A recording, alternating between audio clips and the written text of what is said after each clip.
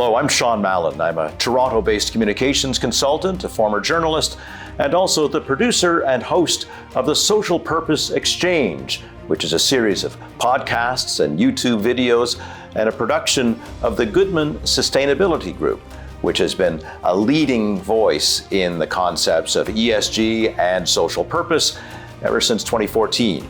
Faith Goodman is the CEO of the Goodman Sustainability Group, also the founder of the VeriStell Institute. Good to speak to you, Faith. Nice to see you, Sean.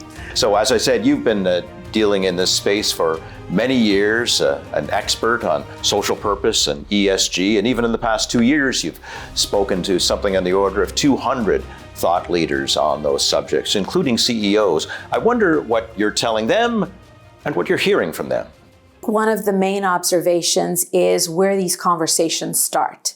And it's a recognition that the new frontier for corporate sustainability includes net zero, ESG, and corporate purpose.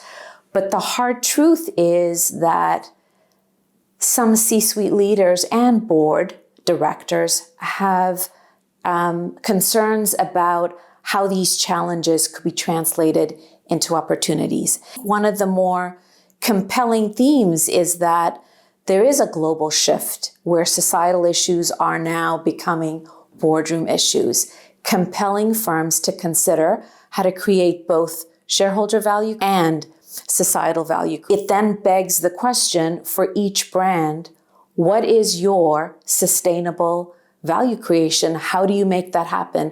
What are the changes that you need to make in the culture of your organizations? Recognizing that the world has changed and that the societal issues facing us now are boardroom issues as well.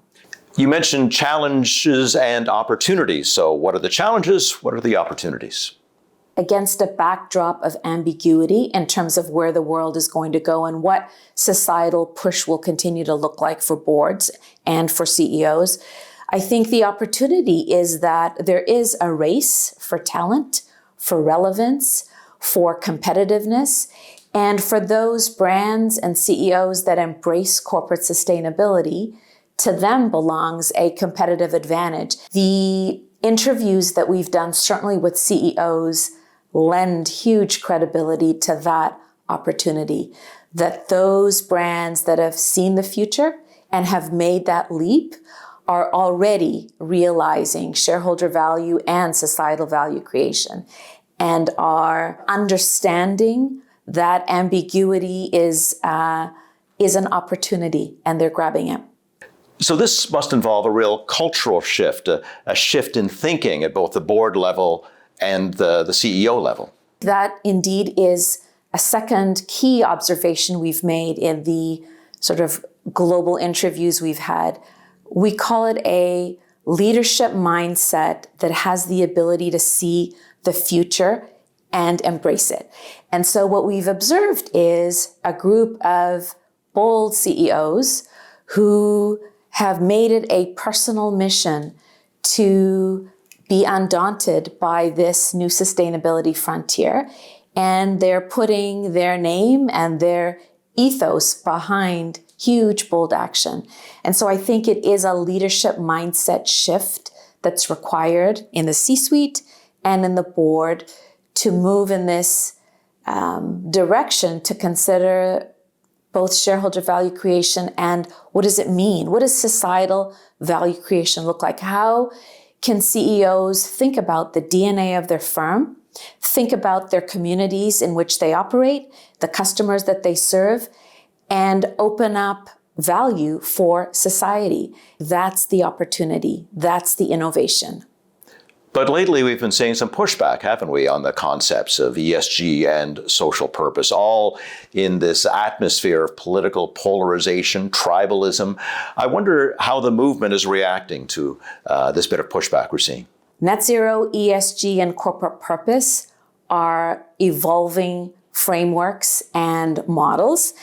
And notwithstanding the pushback, certainly in the media, there are, as I say, some bold leaders who are moving forward nonetheless.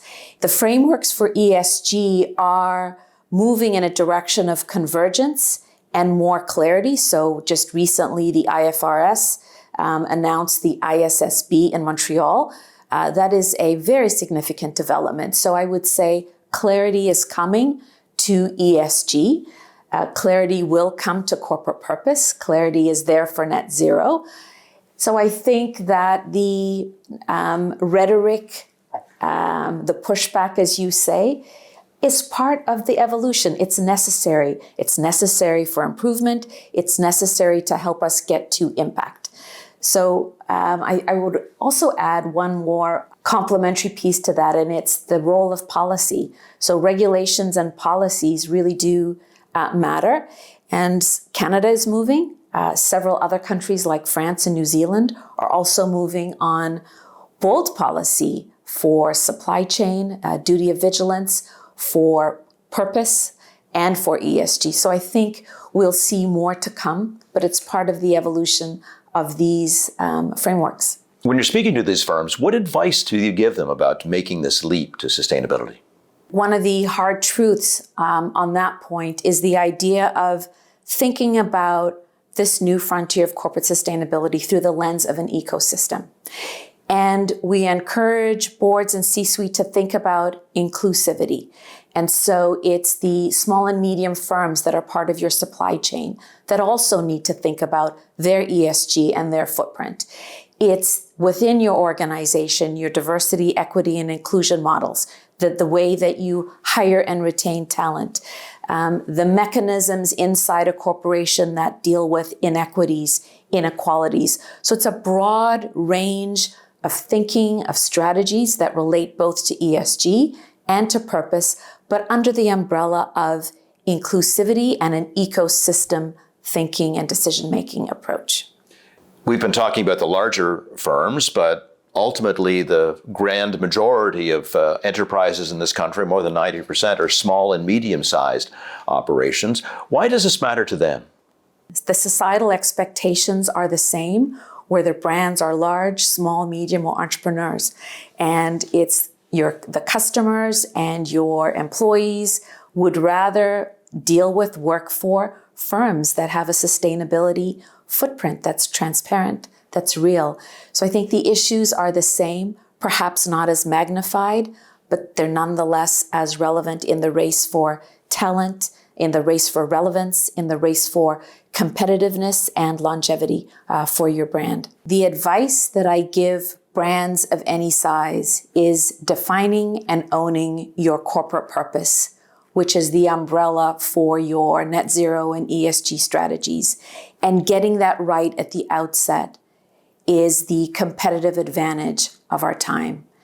Brands would be well served to dare to make that leap. Thanks very much, Faith. Great conversation. That's Faith Goodman, who's the CEO of the Goodman Sustainability Group and founder of the VeriStell Institute. My name's Sean Mallen. Thanks very much for the opportunity to the Canadian Chamber of Commerce, and I hope you enjoyed the conversation.